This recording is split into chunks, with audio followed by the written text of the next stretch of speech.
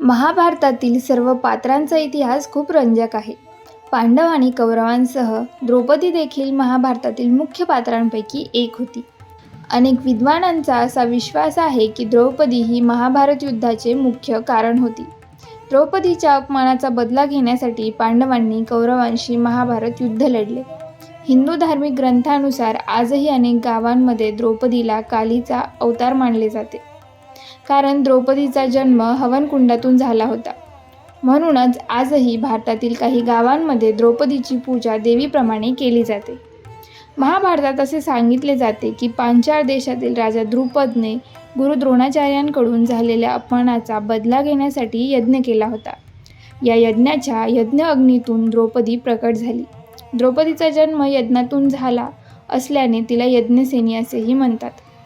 पांचाळ देशाची राजकन्या असल्याने द्रौपदीला पांचाली असेही म्हटले जात असे.